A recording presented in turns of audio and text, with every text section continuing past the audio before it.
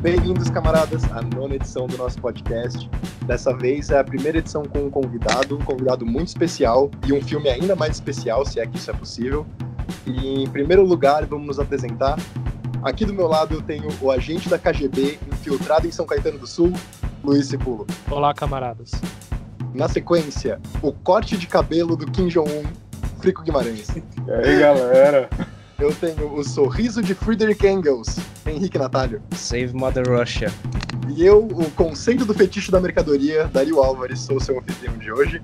Aqui para apresentar o nosso convidado especial, ele, a personificação da ditadura do proletariado, o camarada Stalin do estado de São Paulo, o militante do partidão, JP Guarnieri.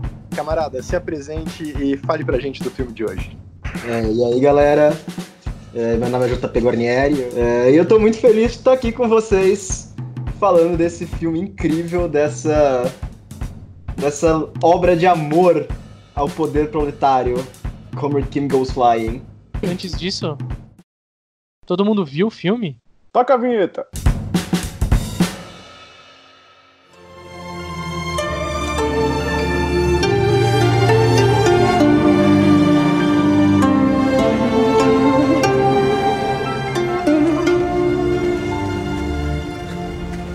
Então, o filme de hoje é Camarada Kim Quer Voar, de 2013. É um filme norte-coreano, situado em Pyongyang, né, capital da República Popular da Coreia.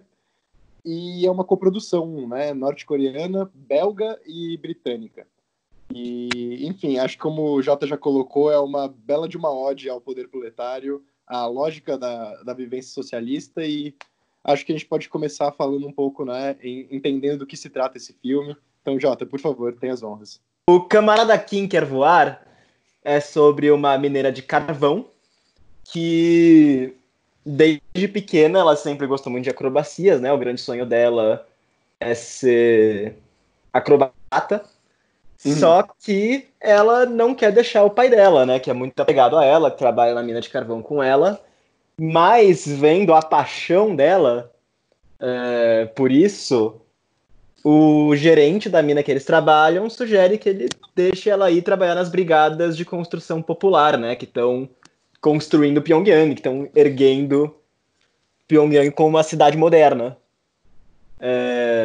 E lá ela tenta participar de um teste para entrar pro circo, só que ela, de maneira arrogante, subestima um pouco as dificuldades de ser um atleta profissional, né? Ela acaba fazendo papel de idiota na frente de todo mundo e planta ali um conflito entre ela e um outro trapezista que, ao longo do filme, vai continuar aparecendo. Com o passar da trama, ela vai treinando, né? Ela, com a ajuda dos trabalhadores da Brigada de Construção Popular, ela vai desenvolvendo os talentos dela como acrobata, apresenta um show no Festival dos Trabalhadores para provar o talento dela e, eventualmente, é aceita como acrobata no circo da Coreia Popular. Maravilhoso. O que eu acho interessante a gente olhar sobre esse filme é que, assim, a primeira coisa que eu acho que todo mundo tem quando olha para ele é olhar para ele como obra de propaganda, né? Porque é completamente inegável o tom propagandístico das glórias da Coreia Popular e de como deve ser o trabalhador da Coreia Popular, né? O que é o homem, assim como tinha o homem e a mulher ideais soviéticos, como seria o trabalhador ideal na Coreia Popular. Por outro lado, se a gente for trabalhar com uma concepção materialista de cultura, né? A gente entende que a esfera cultural, toda a esfera de produção cultural é uma esfera que ao mesmo tempo é determinada e retroalimenta a esfera das relações materiais de produção, né? Certo? A gente sabe que é a partir das relações sociais materiais que as nossas normas, o nosso sistema jurídico, quais são as estéticas artísticas em voga, tudo isso é determinado e retroalimenta esse sistema.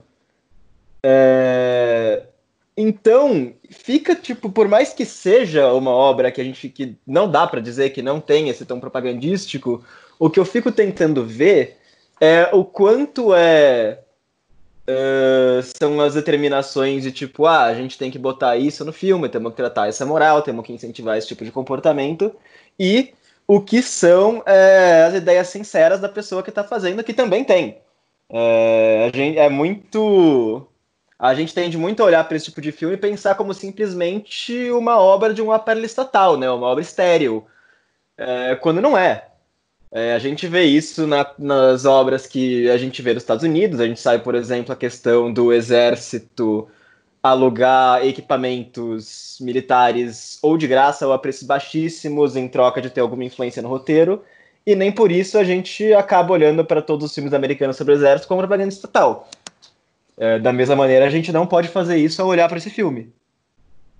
Uhum, exato. Isso que você falou, eu acho que é o grande ponto que me chama a atenção do filme, porque ao mesmo tempo que a gente não pode negar o aspecto de propaganda, e isso fica muito claro quando ela chega na gloriosa Pyongyang, né, que você tem você tem alguns planos que parecem que são um meio de agência de turismo para realmente divulgar a glória da cidade, né? Então você tem ali o plano da estátua do grande líder, né, do Kim Jong-un.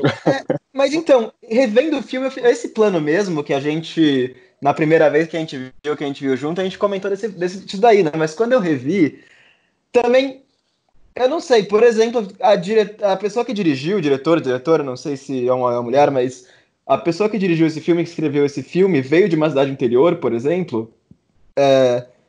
Esse elemento do fascínio dessa pessoa interiorana que tá vindo para Pyongyang, vindo para a capital, vindo para esse grande centro urbano, né, o coração da Revolução Popular, essa admiração dela, ao mesmo tempo, não é um negócio que encaixa completamente, tanto na personagem, quanto talvez no que uma pessoa que possa ter esse filme, possa ter sentido ao se deparar com Pyongyang pela primeira vez. Uhum, sim, eu acho que se mescla muito, eu ia chegar nesse ponto, de que se mescla a ideia a perspectiva de propagandismo, né, que o filme traz, com uma autenticidade real, né, de uma crença no espírito da coletivização, na força da união dos trabalhadores, porque ao mesmo tempo que o filme passa isso de um modo que a gente pode encarar sendo meio doutrinador, me parece ser uma espécie de espírito coletivo cuja intenção deles é aflorar mesmo no povo, né? Então fica essa mistura de diretriz e de autenticidade, né, de organicidade, que é uma coisa muito doida do filme. Sim. Jota, Perdão, você ia comentar o comentário do Dario? Posso fazer uma pergunta? Não, fala aí. Cara, eu vou fazer um comentário seguido de uma pergunta pra você, velho. Primeiro, eu achei uma farra ver esse filme, eu achei muito interessante. Cara, eu acho que eu fiquei pensando, eu não sei quando que eu vi um filme do norte da Coreia, tá ligado? Eu não lembro de Coreia, outro. né? A melhor Coreia. E, enfim, não lembro e fiquei muito interessado em ver. Enfim, a primeira sensação que eu tive pra mim foi assim, tô vendo um filme de propaganda política do governo da Coreia do Norte, assim. Só que aí a primeira vez que me quebra um pouco, que eu falo, opa, peraí, talvez tenha alguma coisa a mais aí, é quando ela burla o segurançazinho lá do prédio, daquele ginásio ali. Sim, do circo mesmo, sei lá. Ou seja, ela coloca os valores individuais dela acima de como funciona aquele sistema que seria a segurança, que ela tem que entrar com um ticket, e ela meio que, tipo, abusa daquilo tudo e consegue passar, assim, né? Então, foi um primeiro... E acho que essa questão do individualismo versus o coletivo, principalmente num filme que se trata da Coreia do Norte, é uma questão importante, né? Total. Porque quando você começa a ver que ela tá seguindo um sonho individual dela, né? Ela resolve não trabalhar com os mineradores para ser acrobata sozinha. Tudo bem, a gente pode trazer toda uma outra discussão que ela vai ser um símbolo para o país dela se ela for para as Olimpíadas, tô indo até extra filme, que é uma questão sempre, as Olimpíadas sempre são marcantes em relação às morais dos países, né? Dos planetas. Mas enfim, essa questão do individualismo e do coletivo para ela que eu gostaria que você comentasse, assim, como isso talvez quebre um pouco a ideia de um filme propaganda, mas isso também, o que pode trazer com a população vendo isso? A população se maravilhou, você acha, tipo, de ver esse filme? Porque esse filme passou, por exemplo, na Coreia do Sul, né? Depois eu fui vendo, foi um dos primeiros filmes que passou num festival da Coreia do Sul. Isso passou em Toronto e na Mostra de São Paulo. Então foi um filme muito visualizado, né? Enfim, mundo afora. Aí eu queria que você contasse um pouco dessa questão da coletividade e da individualização de uma população num regime fechado como a Coreia do Norte. Foi uma coisa também que eu fiquei pensando, né? Eu acho que a primeira coisa, a gente tem uma tendência orientalista, né? Quando a gente olha para a China ou para a Coreia do Norte, né? Remonta toda uma tradição de preconceito étnico contra países da Ásia como um todo, que coloca uma ideia deles como esse povo extremamente coletivista e que, portanto, suprime a própria individualidade, né? Como se eles fossem todos robôs, todos... Eu acho que essa personagem, ela mostra que não é bem assim, né? Ela tem esse negócio, ela é meio trapaceira, de um jeito meio... que é pra ser fofo mesmo, né? Não é... É uma imagem de fofa mesmo. Total. Quando eu vi pela primeira vez, eu achei que talvez fosse ser uma crítica, assim, a movimentações liberais dentro do país, né? O Mao tem um texto chamado Contra o Liberalismo, em que ele fala de tendências liberais dentro do partido, que devem ser combatidas. E eu achei, tipo, será que vai ser isso? Será que ela vai... Como, por exemplo, no modo como ela tratou o trapézio ali, poderia ser entendido dessa maneira. Mas não, é realmente um traço da personagem, um traço que tenta tornar ela carismática. E eu acho que o próprio filme faz um certo contraponto a isso, né? Quando o cara tenta falar que é quando ela tenta falar que é irmã da trapezista, e o cara, tipo, não, veja bem, aqui a gente não mistura o pessoal com política, não sei o quê. Mas é um negócio inofensivo que eu acho que tá dentro do universo do filme mesmo. Eu não acho que esse comportamento trapaceiro dela é necessariamente uma contraposição ao aspecto propagandístico, nem uma coisa que eles queiram cultivar na população do país. Eu acho que é um traço de personagem. É do mesmo jeito que a gente faz coisas aqui, sabe? Sim, sim. Eu também não achava que fosse uma coisa... Desculpa, Dad, só finalizar isso aqui, eu te passo. Claro, Pode ser? Eu também não achava que era algo assim para contrapor o regime, assim, não achava que era alguma coisa. Só que eu achei interessante, pelo que eu entendi, é um filme que ele tem muitos traços, querendo ou não, de uma propaganda política, né? Porque, assim, sei lá, tudo é muito lindo lá, tipo, os caras são mineradores de carvão e eles estão toda hora muito limpos, né? Eles nunca estão sujos. Sim. E aí você fica aflito também com todos aqueles cortes de cabelo que talvez sejam um símbolo, né, da mídia internacional de uma visão para a Coreia do Norte. Os cabelos todos iguais, né, que tem essa lei que, enfim, tem que cortar o cabelo de tal jeito. Então tudo aquilo cria um pouco, traz esses... Essa questão do cabelo, na real, é um negócio completamente... É uma fabricação completa, na real. Essa história toda do cabelo foi uma foto de uma barbearia lá que o cara tinha várias fotos assim pra se apontar e falar, tipo, mano, eu quero um negócio tipo assim. Entendi. E aí tabloides sul-coreanos pegaram essa foto, passaram a publicar como uma lista de cortes aprovados pelo governo. É isso, lá não é um país tão... Apesar de ser um país, obviamente, um regime fechado, uma coisa muito diferente do que a gente está acostumado, ainda são pessoas que nem a gente. 난 밥을 먹어도 잠을 잘 때도 매일 메시가 훈련하는 꿈을 꾸곤 한다. 사회전을 성공하면 예비 판정을 하게 된다. 실패하면 안 된다. 힘들어도 계속해야 한다. 실패하면 안 된다. 힘들어도 계속해야 한다. Sabe uma coisa que ficou comigo, né? Quando a gente fala sobre esse comportamento individualizado dela em relação com a lógica coletivista, né, de um sistema socialista, me passou um pouco a impressão no filme, que ainda é enviesada pela ideia de propaganda, que é meio que a flexibilização da ideia da sua existência enquanto trabalhador. Porque é o dever social de todo se apresentar para o trabalho como força nacional, como um habitante do regime popular, mas ao mesmo tempo o filme mostra que é muito plausível, né, no universo dele, é muito possível você perseguir o seu sonho, mesmo que seja um sonho infantil ou algo meio ocidentalizado. É como se, eu fico com a impressão como se ele passasse essa ideia de que é possível você ainda num regime que não é ocidentalizado, que não é capitalista, você ter a alegria e o fulfillment, né, por assim dizer, de conseguir alcançar o seu sonho.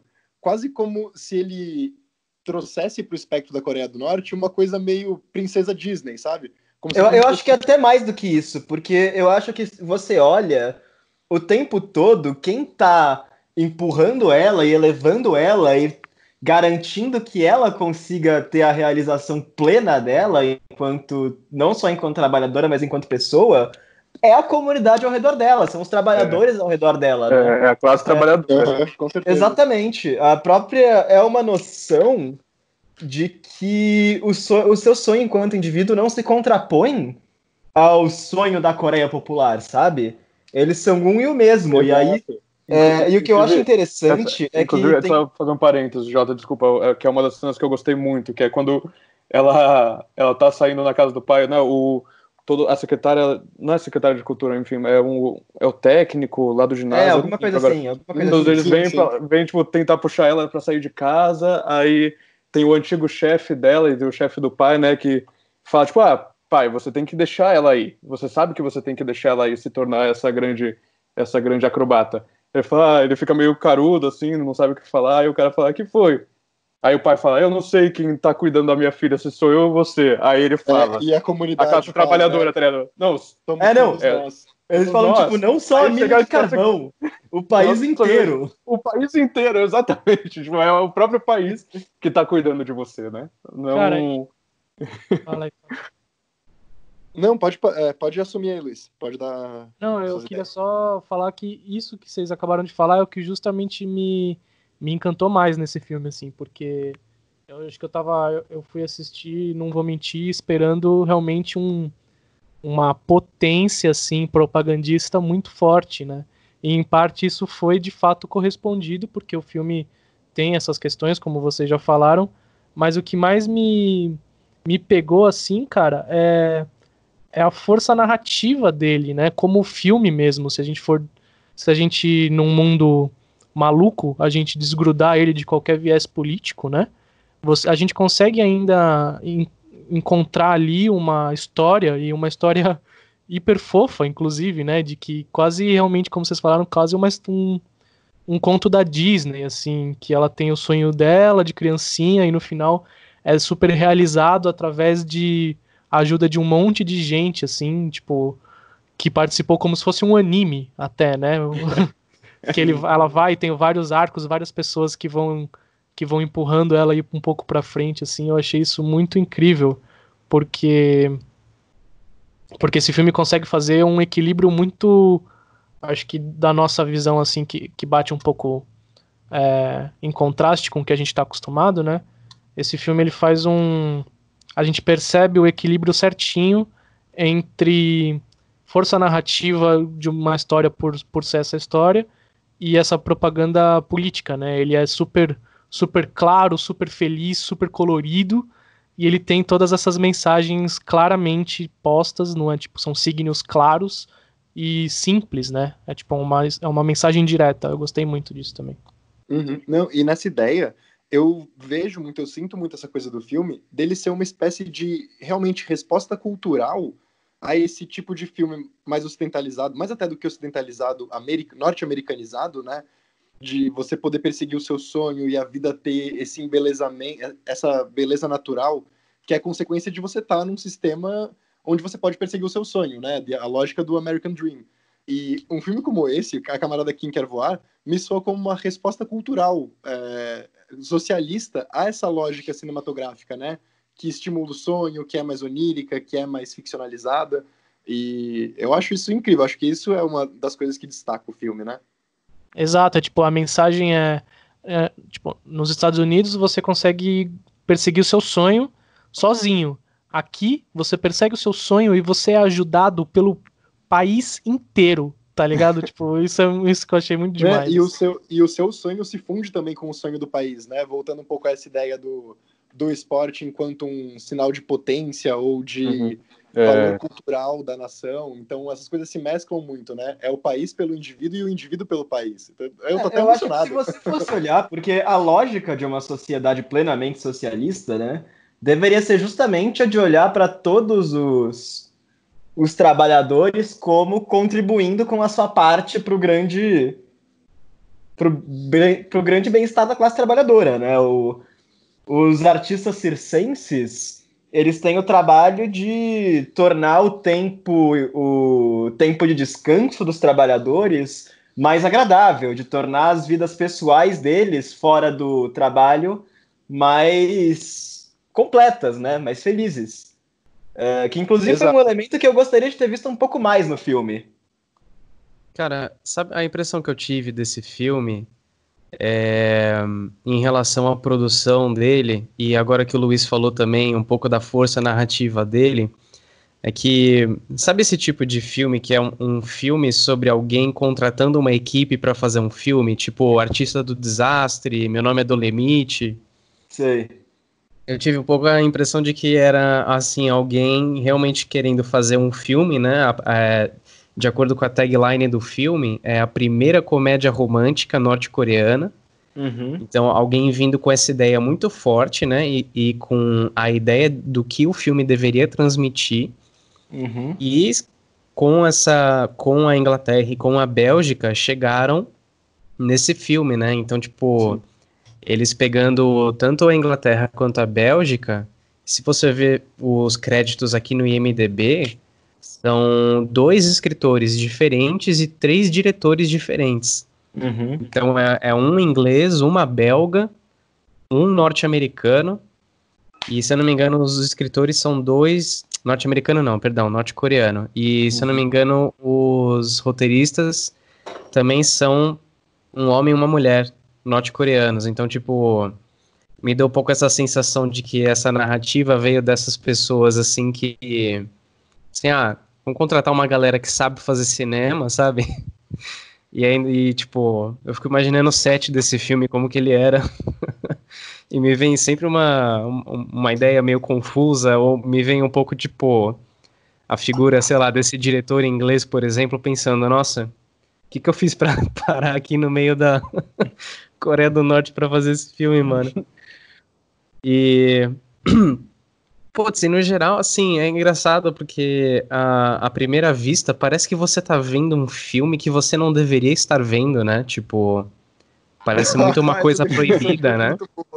Se vocês tiveram essa sensação também. Nossa, mano, eu assisti de tarde no sofá aqui de casa, e minha mãe teve uma hora que ela veio ver, ela me perguntou o que é que eu tava assistindo, aí eu expliquei, aí ela falou, nossa, e eles deixaram vazar isso?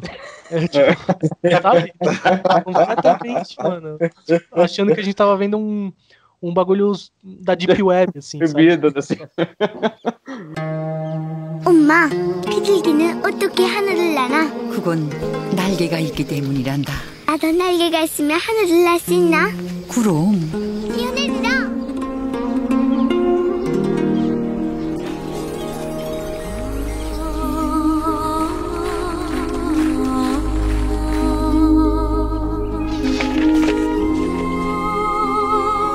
Mas eu fiquei curioso, assim, se talvez o filme tiver... Eu não sei se você conhece, JP, mas, tipo, eu fiquei curioso, assim, de ver algum filme que tenha uma mentalidade e uma mão de obra 100% norte-coreana. Mas aí também me parece uma coisa um pouco intangível, né? Não parece uma coisa que a gente conseguiria ver. Eu só vi um outro filme, né, da Coreia Popular. Eu sei que tem outros, mas o único que eu vi é Pulgasari, que tenha uma história incrível por trás da produção. Pulgasari, não sei se vocês sabem, o Kim Jong-il, ele adorava cinema, né? Tipo, ele tinha uma coleção de filmes gigantesca. Sim, ele inclusive, se eu me lembro bem, tem um livro do Kim Jong-il sobre cinema. Eu já tentei comprar ele porque tem na Amazon. Foi na Amazon? De qualquer jeito, em 78, sob as ordens do Kim Jong-il, que na época não era o o líder da Coreia Popular ainda, né? Ainda era o pai dele, o Kim Il-sung. Eles sequestraram um diretor da Coreia do Sul, o Shin Sang-ok, e forçaram ele a fazer uma caralhada de filme, tá ligado? Ele e uma atriz, não é? Talvez, acho que... a esposa dele. A esposa dele. E aí, tipo, eles fizeram esse filme que é tipo um Godzilla da Coreia do Norte. It's something else. It's something else. Deve ser incrível. Já tô até dando uma olhada aqui no IMDb. Bom, mas legal. É porque eu fiquei um pouco curioso, assim, né? Porque, tipo, você fica um pouco com a sensação de que, por mais que seja um filme com essa natureza propagandista, né? E com essa mensagem da classe trabalhadora e da glória dela, você vê essa pinta de narrativa ocidental, né? Nele. Sim. E que eu acho mas que, foi na interessante verdade, também. Não, e eu acho que isso, na verdade, tem muito a ver com o momento em que a Coreia Popular se encontra, né? Eu acho que o negócio é que a gente tem que pensar primeiro que a Coreia... eles não são um país fechados puramente porque eles querem ser um país fechado. Eles são um país em guerra com a Coreia do Sul e com os Estados Unidos desde que eles surgiram, né? Então é um estado de guerra permanente, e não é uma guerra fictícia, tipo, vamos pilhar a população. Não, de fato a guerra nunca acabou, né? O que tá desde sei lá quando, não lembro que ano acabou a Guerra da Coreia, é um cessar-fogo. E a questão acho que a partir do momento que a Coreia começou a se firmar um pouco mais, né? Eles passaram por dificuldades muito grandes nos anos 90, com o colapso da União Soviética, que era o principal parceiro comercial deles, e com a fome que teve no país, né? E acho que a última década, assim, foi um momento de reconstrução muito forte, de solidificação muito forte, e eles têm buscado se abrir para o exterior, né? Que é uma coisa que depende também do exterior se abrir para eles, na verdade, né? Com certeza. É o movimento, é o que a gente tá vendo, por exemplo, deles terem aproveitado a eleição do Donald Trump para tentar fazer uma aproximação com os Estados Unidos. Então essa tentativa, eu acho, de buscar parceiras internacionais para trazer para a Coreia Popular e trazer artistas de fora para colocar pontos de vista de fora também no que eles estão fazendo, acho que é parte de uma tendência maior de abertura do país e acho que talvez eles estejam se inspirando mais no que a China fez, né, que afinal é a maior potência do mundo hoje em dia, acho que a gente já pode falar que ela é maior que os Estados Unidos, apesar de...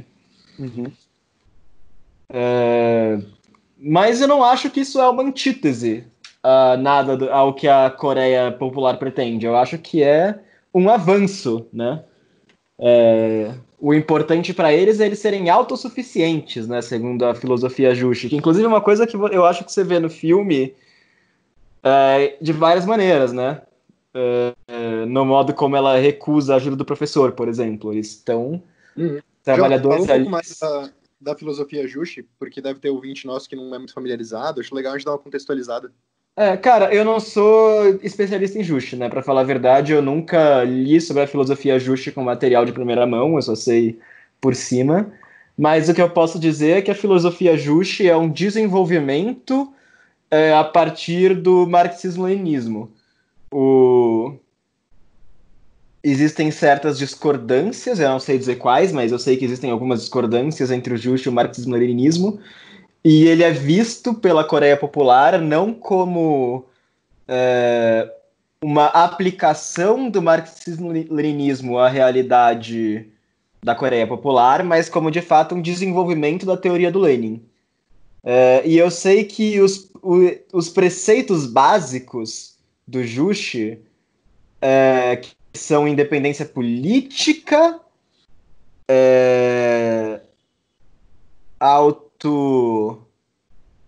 autodependência econômica e autodependência na área de defesa.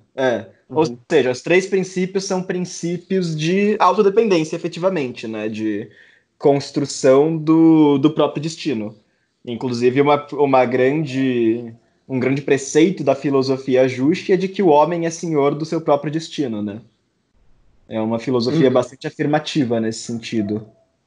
E que faz bastante sentido até quando a gente aplica isso pra Kim, né? Pra personagem. Sim, exatamente. Exatamente. Sabe o que eu ia perguntar pra vocês? Eu fiquei um pouco surpreso que eu encontrei esse elemento nesse filme. Em 2 momentos no filme, você vê um casal que tá assistindo os acrobatas lá, que, tipo, eles meio que jogam uma piadinha de casamento infeliz, né? Tipo, não sei se vocês lembram, tem uma hora que a esposa fecha a boca do marido, né, que tá de queixo aberto, de queixo caído, e aí ela fala que ela ficaria com o acrobata se ela tivesse a chance, e ele fala a mesma coisa pra ela, né? E aí eu pensei, eu não sei se eu tô superestimando, né, os valores tradicionais na Coreia do Norte, mas eu pensei, putz, será que casamento infeliz é piada no mundo inteiro? Mas nem a Coreia do Norte se safa, né? Tem uma continuação dessa cena, né? Porque depois a gente vê o mesmo casal, que é o primeiro a sair quando acaba o número. Eles estão saindo do ginásio e eles estão rindo e abraçados. Eles saem abraçados um com o outro. Eu não sei se Mas eles não aparecem depois quando tá tendo acrobacia lá na área de construção? Esse mesmo casal? Eu não sei. Eu não reparei. Mas tenho quase certeza. Agora que você falou, não lembro, mas só de estar presente lá, eu pensei, pensei, engraçado, né? Um pouquinho de um desejo de adultério aí, não sei como é que, tipo, se isso passa de boa, sabe? Enfim, só achei engraçado esse elemento tá lá.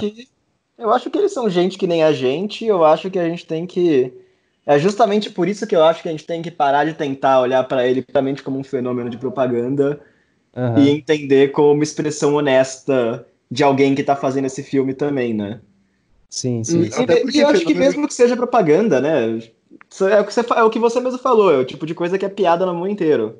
Casamento infeliz de gente que fica velho e fica fetichizando gente mais jovem, acho que isso existe no mundo inteiro. 땅에 발붙여 살아라.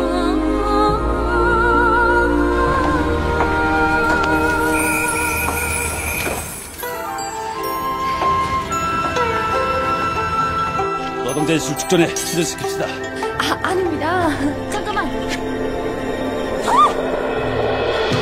Cara, Jota, eu vou confessar assim, eu entendo, uma parte de mim entende completamente o que você quer dizer quando a gente tem que analisar isso também para além dos olhos que talvez a grande mídia, que é a informação que a gente consome, diz sobre a Coreia do Norte, né? E vê, talvez como só simplesmente um filme de uma comédia romântica. Mas, cara, existem muitos elementos ali que me prendem, me colocam um pouco o pé atrás quando eu vejo, por exemplo,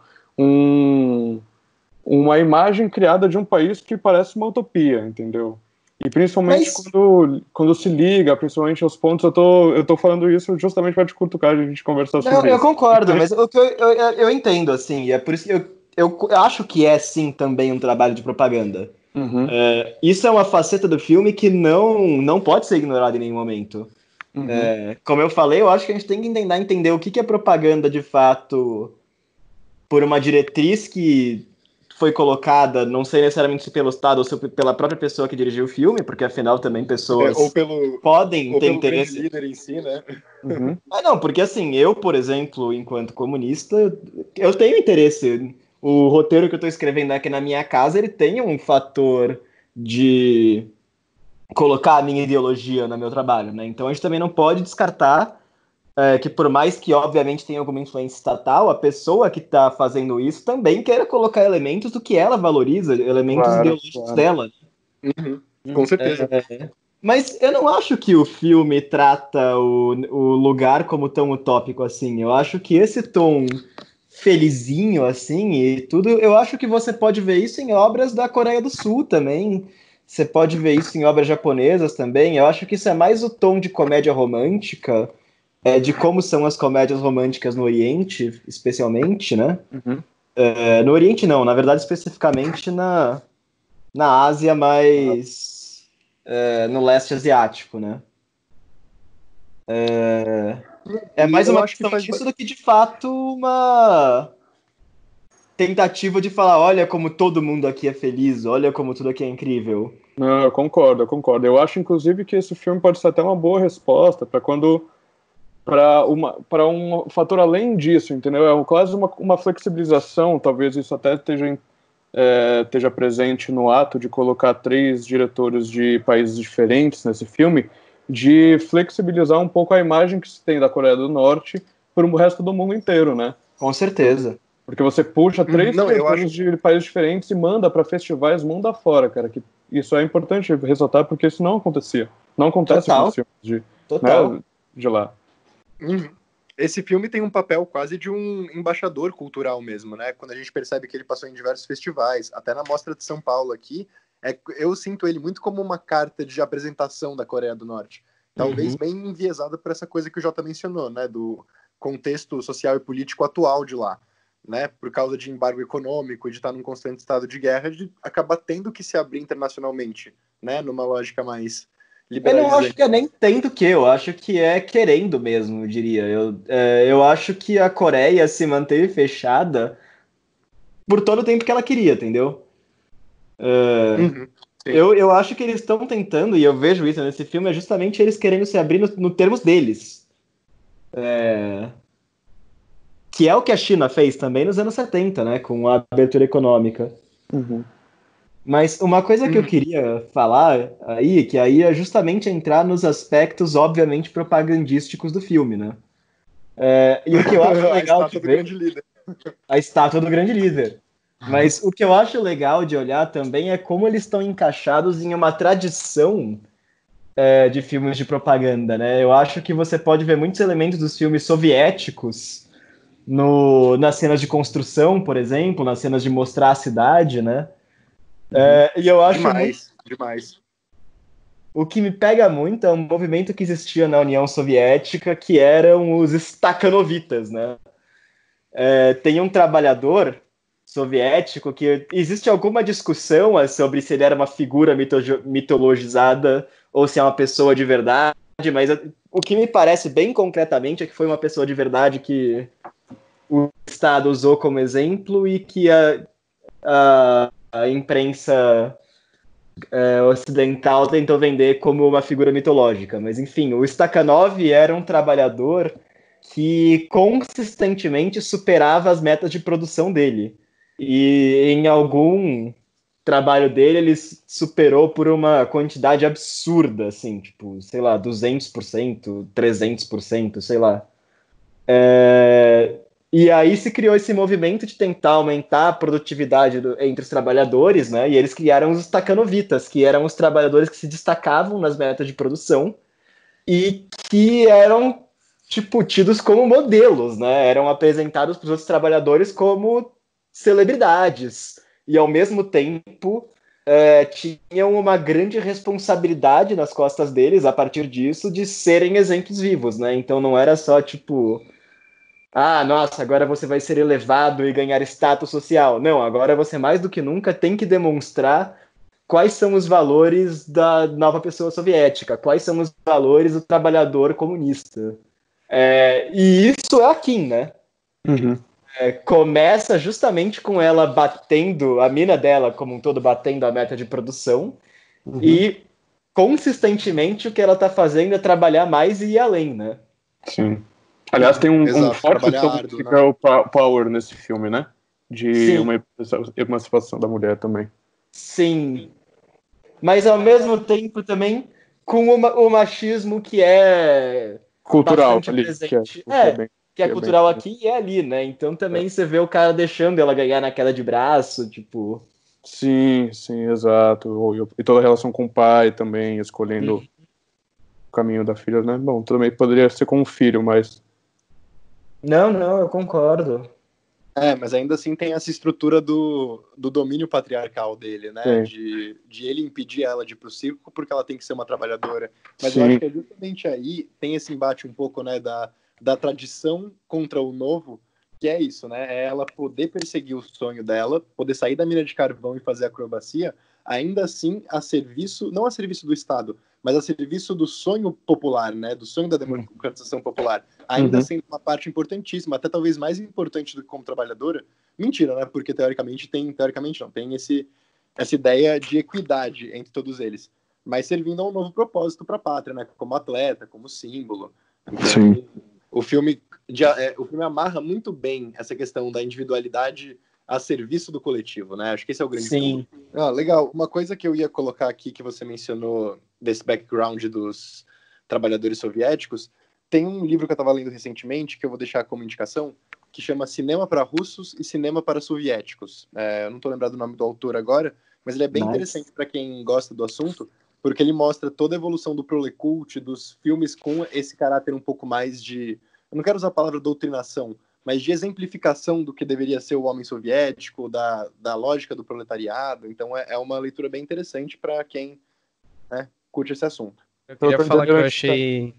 Desculpa, Frico, eu achei muito engraçado que, na verdade, a narrativa desse filme, o roteiro dele é Tell, Don't Show. É justamente o contrário, tá ligado? Teve uma hora que eu achei muito engraçado que é a primeira vez ali que eles estão, tipo, indo assistir a irmã dela, né? A acrobata em Pyongyang. E aí ela passa pelo porteiro, aí quando o porteiro percebe que ele foi enganado, ele fala, droga, sou porteiro há 15 anos, é a primeira vez que alguém passa por mim. Tipo... Sim, mas eu acho que isso está completamente atrelado à ideia também de ser o melhor trabalhador possível, né? Eu acho que esse é um ótimo exemplo de como como é enviesado no filme essa ideia de que trabalhar árduo e trabalhar sério é bom para você e bom para a pátria, né? Eu acho que o caráter doutrinador, entre aspas, assim, do filme se apresenta mais aí, né? Eu acho que o interessante, na verdade, é que esse é o mesmo mito que a gente vê na sociedade capitalista, né? O mesmo mito que a gente vê aqui apresentado sob uma outra ótica. Sob uma outra ótica, com certeza, com certeza. Sim, a gente também tem aqui, né, o grande mito da satisfação pessoal no trabalho, de você... E o grande mito da ascensão social, talvez, né? Também. Mas eu acho que tem muito uma ideia aqui de que você vai se encontrar no seu trabalho, sabe? Você encontrar sua vocação. Trabalhe com algo que te faça... Aquela frase lá de empreendedorismo barato, trabalhe com algo que você gosta e você não vai precisar trabalhar um único dia da sua vida. Só que lá, em vez de colocar uma realização pessoal, né? Em vez de ser um negócio tipo, você tem que achar um trabalho que você gosta e dar tudo de você nele, porque lá é tipo, não, vamos todos trabalhar juntos pela construção do país. É o mesmo sonho, só que aqui ele é privatizado, lá ele é coletivizado. Exato. Sim, uma coisa que é, perfeito.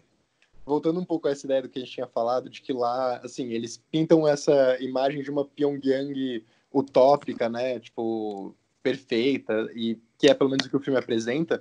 Ao mesmo tempo, quando a gente tenta ocidentalizar essa visão, eu acho que a gente está muito mais propício a enxergar isso no filme norte-coreano do que nos filmes que nós estamos habituados a ver constantemente, né? Porque em termos de viés ideológico por viés ideológico, a gente pegar uma coisa como Capitão América e tentar se distanciar em termos de olhar é gritantemente ideológico, talvez até mais do que a forma explícita que o camarada Kim coloca as coisas, sabe? Então é uma questão de ajuste de ótica também muito sensível que tem que se ter ao analisar esse filme. Eu só queria fazer um parênteses aqui, que essa frase que o Jota falou agora é do Confúcio, né? Que é chinês. Era chinês. Essa frase é do Confúcio? É do Confúcio essa frase. Peraí, qual? O que eu falei do Confúcio? Trabalhe com o que você ama e nunca mais precisará trabalhar na vida. Essa frase é do Confúcio. Nossa, olha só, Confúcio diz. 땅속에서나 하늘을 날아보겠다고? 누워서 침뱉으면 제 얼굴에 떨어진다는 걸 알아요.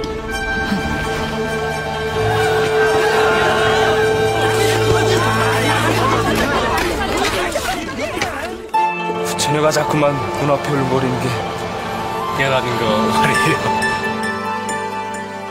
Eu tenho uma grande pergunta pro Jota, que talvez seja a pergunta mais importante que a gente tem encontrado nesse episódio. Afinal de contas, o Kim Jong-un morreu ou não morreu? Não morreu. Não morreu. Camarada Kim Jong passa bem. Passa bem, ok. Bom saber. Passa bem. Camarada Kim quer voar. Aparentemente o que rolou é que ele estava inspecionando a construção de uma nova colônia de férias. Então ele estava no litoral. Ele estava inspecionando uma colônia de férias. Não, eu não tô zoando, é isso mesmo. Eles estão construindo um novo resort no litoral, sei lá de onde. Ele estava lá inspecionando a construção. Então eu imagino que ele estava curtindo uma praia de maneira oficial. Entendi. Experimentando a versão beta. Eu tenho também uma última dúvida que eu queria colocar para vocês, ou pra gente debater brevemente. Assim, é inegável que o filme, por mais que ele seja carismático, ele seja charmoso e tudo, ele tem algumas questões técnicas em termos de narrativa, que nem o Henrique estava mencionando, né? Que é um novelão, né? É um filme muito de diálogo, sem muito requinte técnico, né? Em termos de direção, especialmente de fotografia também. E passou pela minha cabeça em algum momento se isso poderia ser algo intencional ou se isso parte de uma inocência deles com a prática cinematográfica deles, talvez por não ter uma indústria muito desenvolvida ou pelo menos não muito desvinculada do Estado, né, para ter uma certa autonomia nesse sentido mais capitalista da palavra. Como vocês enxergaram o resultado técnico do filme mesmo? Vocês acham que isso é intencional para passar uma inocência ou alguma ideia nesse sentido? Cara, eu não sei o que o Jota acha, assim. A minha impressão é que é da segunda opção, assim, né? Eu acho que é uma coisa, não sei se uma inocência, mas talvez por toda essa lógica de ter sido há tanto tempo um mercado fechado e uma cultura tão fechada que não recebeu nem compartilhou tanto um lado de produção cultural, eu acho que tem todo um jeito ali que não se aplica a lógica das modas que vão saindo as novas produções mundiais. Tudo bem, pode ter uma lógica oriental ocidental, mas, por exemplo, sabe, num filme do Nolan ou no Parasita, né, que é sul-coreano, mas que o Parasita ainda, querendo ou não, por estar dentro da nossa lógica mais puxada para o capitalismo e que dita, né, a atmosfera da época, ele ainda é muito parecido com as produções que estão feitas hoje em dia. A Coreia do Norte, para mim, ao meu ver, Jota, você pode me corrigir, ela, como está um pouco mais afastada dessa produção em massa, assim, ela tem uma outra lógica e talvez não tenha aprimoração técnica, só que eu acho difícil de comparar porque é uma outra lógica cultural, entendeu? Mano, antes do Jota falar, acho que eu vou dar uma interrompida e vou falar que eu sou completo oposto do Frico, assim. Eu acho justamente o contrário. Para mim, toda essa técnica usada e forma de como eles filmaram isso é completamente intencional. A partir do momento que existe essa clara e direta mensagem, né, política, eu sinto que eles quiseram fazer um filme leve, né, um filme que seja bem leve, para que qualquer um possa assistir, e que, sendo assim, a mensagem tem que ser direta e simples também, para que todos consigam entender. Sacou? Eu acho que a função desse filme... né? Acessível, exatamente. Tipo, posso ter uma eu acho que... Fala aí. Quando você acabar. Então, eu acho que por mais que eles realmente não tenham, ou que a gente não esteja vendo, né, essa gama cultural e de visão também artística, né, que eles podem ter desenvolvido, eles podem muito bem, mano, em questão de mímese, né, de replicar isso, vendo outros filmes. Ao mesmo tempo, a gente não tem acesso a tudo que eles têm, mas eles têm acesso a tudo que a gente produz, né? Então, eu acho que a partir do pressuposto que foi tudo feito de uma forma ingênua, né, de uma inocência, assim, e que eles estão engatinhando nesse mundo, assim, eu acho que não, eu acho que é o contrário. Entendi. Pode falar. Não, só para completar, eu acho que essa ideia que você disse sobre ser um filme intencionalmente de fácil acesso às pessoas, eu também acho que não tenho dúvida que foi intencional, foi uma coisa completamente controlada. Eu acho que eu fui mais em relação às técnicas e talvez assim, dos equipamentos do filme, ou sobre uma decupagem, entendeu? que eu acho Mas eu me referi a isso também, mano. Eu acho que uma coisa, por exemplo, é comparar um pastelão italiano, assim, que existem várias comédias românticas italianas que são são similares de alguma maneira a esse filme da Coreia. Só que eu acho que se a Coreia não tivesse tanto acesso, como você disse que talvez ela tenha sobre as nossas produções, e no sentido de poder ter a capacidade de produzir isso, talvez, eu não sei, vou colocar como uma pergunta, será que teriam aparecido mais diretores se destacando na Coreia do Norte, com produções talvez um pouco mais complexas? Será que não teria alguma coisa assim aparecendo? Mas talvez produções mais complexas também não... Né? Não A gente tá falando de um país que tem uma lógica muito coletivizada, né? Especialmente falando da sua indústria, assim, eu acho que Então, é exatamente isso que eu falo quando tem uma diferença cultural, que é difícil de analisar. Essa é a questão da indústria, é isso.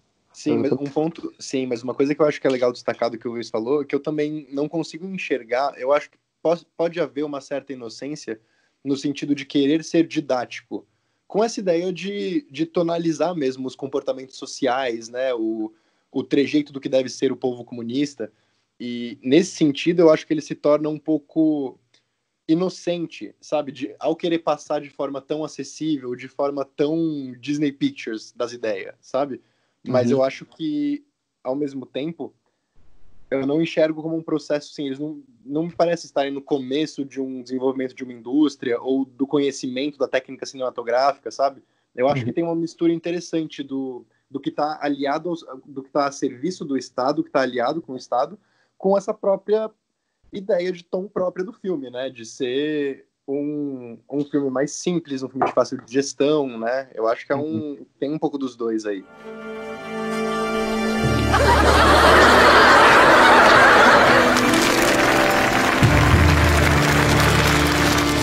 무지한 재미가 거든.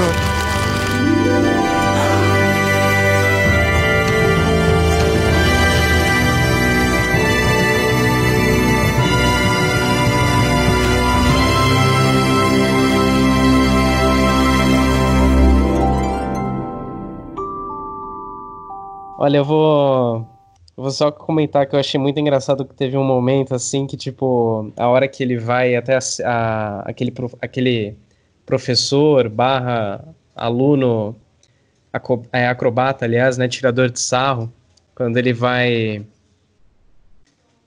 tipo dar aula pra ela, aí ela finge que não conhece ele, né, aí ela começa a tirar uma com a cara dele e fala, não, a gente vai bater cimento.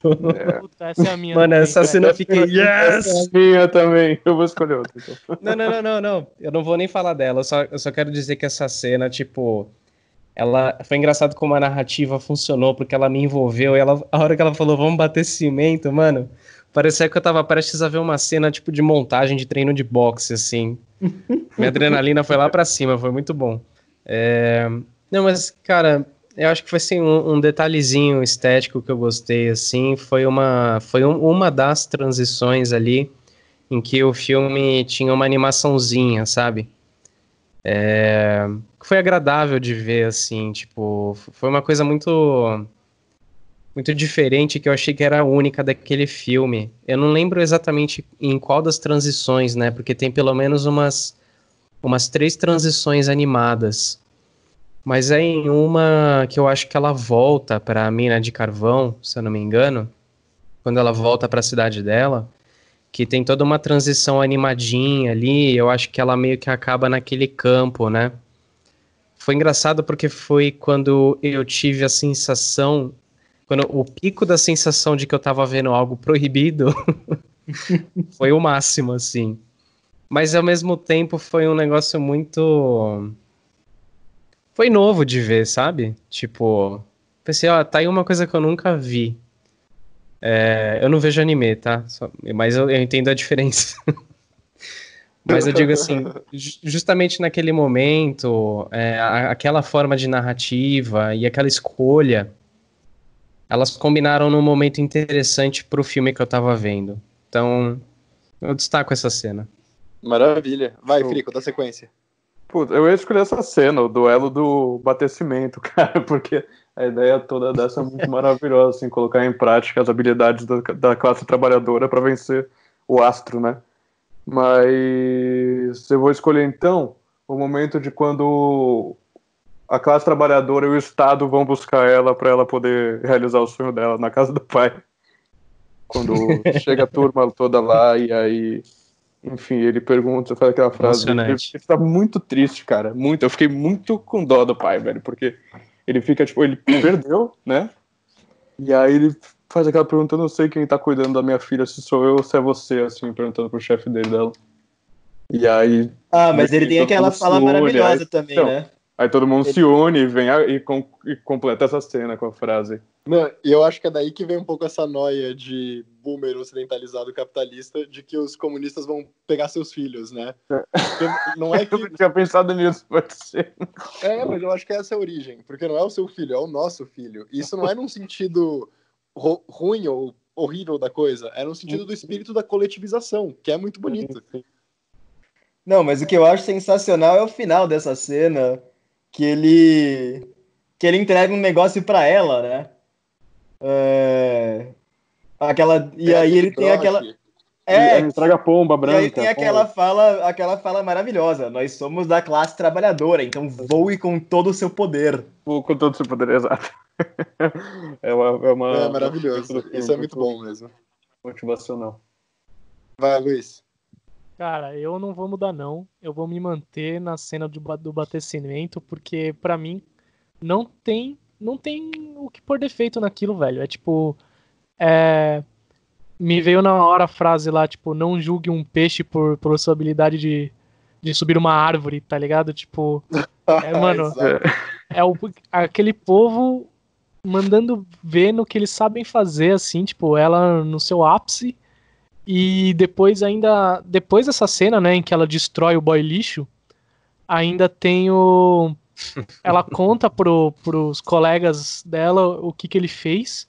E aí, cara, eles se unem numa formação militar. Nossa. E tem aquele momento, tipo, discurso motivacional, que eles vão erguer ela, eles vão treinar ela, tipo, e ela vai ser, mano, a pica do rolê, assim, pra fazer a apresentação, tá ligado? E aí eu fico, tipo, nossa, da hora, mano. Ela não está sozinha, tá ligado? Tipo, isso pra mim não tem o que pôr defeito, velho. Não, e é uma cena que esse momento também se destacou muito pra mim, porque se valoriza muito a ideia de equidade, né? Porque não é porque você é um grande acrobata que você vai saber levantar uma construção. E realmente a cena é muito eficaz em passar essa mensagem. Uhum. É um momento bem catártico mesmo. A minha cena favorita, no entanto, foi a cena que eu vi que eu fiquei, caraca, eu não esperava isso desse filme. Porque todas as cenas com esse cunho mais socialista, mais coletivizador, meio que me cativaram, né? Me emocionaram de alguma forma.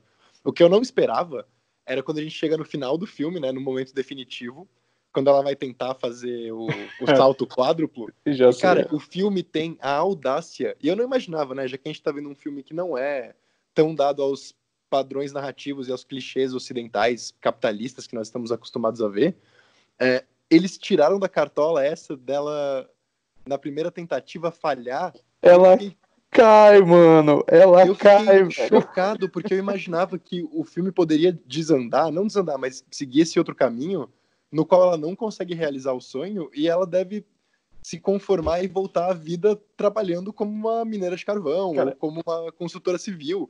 Eu achei que era nesse ponto que o filme ia falar, tipo, você tá procurando seus valores individuais, só que se você tem que trabalhar pro coletivo, pro país, então volta a ser mineradora, tá ligado? Eu pensei que ia ter uma volta dessa, eu falei, não é possível. Peraí, esse filme não tava mostrando ser assim até agora, cara. Então, foi exatamente isso, foi esse sentimento que tomou conta de mim e eu fiquei, caraca. Mas aí o filme, eu digo que ele até teve a coragem de, né, fazer essa mensagem que ele faz, meio que unindo o sonho individual, né, a percepção individual de cada ser, aliada a essa lógica coletivizada em prol de um sonho maior, né, de um sonho socialista, um sonho de equidade, enfim. E acho que é por isso que esse momento foi o mais importante do filme. E você, Jota? Qual a sua cena preferida? Eu vou te falar porque não foi exatamente a cena de batecimento. Foi, na verdade, um momento específico, que é o que vocês citaram, de quando eles estão todos juntos, né? Que ele fala... Que eles estão lá, tipo, não, mas peraí, por que você fez isso? Tipo, qual foi? A gente trouxe o cara aqui, você mandou ele embora. Aí ela explica e o cara fica pistola, tipo... Pistolaço. Não, mano, então, você aí é marinheiro? Tá preparado pra aprender acrobacia? Ele, tipo, E aí tem aquela parte que o cara, tipo, eles estão lá e um dos trabalhadores vira e fala: a classe trabalhadora pode fazer qualquer coisa se acreditarmos em nós mesmos. E aí, na hora que ele fez isso, eu imediatamente comecei a, tipo, Então, é isso mesmo. É muito honesto, assim, sabe? É realmente...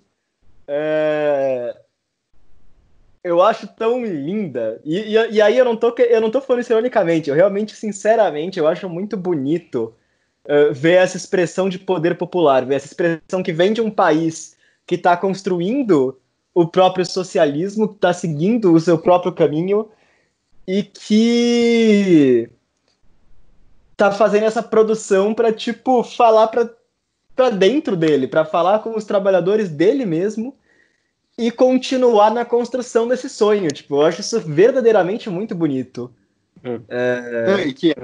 E que é o sonho da própria protagonista, né? Acho que a gente pode colocar a Coreia do Norte enquanto pátria no sonho dessa garota, né? De uma forma de, ainda, apesar dos embargos, apesar do conflito constante no mundo majoritariamente capitalista, você tem o desejo, tem o sonho de alcançar, né, essa sociedade utópica, esse sonho impossível da Kim. Então, eu acho que é uma camada até meio biográfica, né? Tem um negócio que sabe o Jones Manuel? O Muso Bolshe Fitness? Uhum. Ele tem um vídeo dele muito bom que ele fala sobre um cristianismo na esquerda latina, né, que se mostra num fetiche pela derrota, pelo martírio, uma exaltação dessas figuras como Salvador Allende ou o Che, não na sua construção em Cuba, mas na sua morte trágica lutando pelo socialismo. Essa eterna derrota, que é completamente pura por ter sido derrotada, né? Num caráter de redenção, assim, né? Num caráter redentório, sim, e se dá numa negação do socialismo na sua expressão triunfal, né? Se dá numa negação da União Soviética, se dá numa negação da China, se dá numa negação da Coreia Popular, se dá numa negação até de Cuba, né? Acho que aqui Cuba é um pouco menos comum, mas uma negação até de Cuba. E pra mim é isso. Esse é um filme de um país onde o socialismo venceu. A Coreia escolheu o socialismo, os Estados Unidos vieram tentar derrubar, conseguiram roubar metade da Coreia, mas não conseguiram roubar tudo. Uhum. E esse filme tem isso, sabe? Esse poder da classe trabalhadora. Eu acho isso verdadeiramente, cara, é lindo. E eu acho que a gente precisa mais disso. A gente precisa de mais coisas que, em vez de só apontar o dedo... Para pegar um exemplo ocidental, um filme que eu adorei é Sorry to Bother You, apesar dos problemas dele. Por quê? Porque Sorry to Bother You é um filme feito por um marxista que aponta problemas da sociedade capitalista, mas também coloca dentro do próprio filme dicas de organização da classe trabalhadora. O modo como os personagens se organizam lá realmente é um negócio que você pode levar para sua empresa. E termina com a classe trabalhadora em pólvora. Termina com a classe trabalhadora se revoltando, não numa vitória definitiva, mas termina aí. E a gente realmente precisa de exemplos que levem a gente a querer seguir em frente, né? Como até agora, para fazer um pouco de propaganda do Partidão, eu vou até usar o lema da UJC, que é usar lutar, ousar vencer. Em vez de só narrativas totalizantes de derrota, narrativas de um sonho que se perdeu. Não, cara, a classe trabalhadora tem força, sabe? Venceremos. Isso aí. Venceremos com toda certeza, pois estamos certos. Cara, toca o hino da Universal. Toca aí. Toca a vinheta.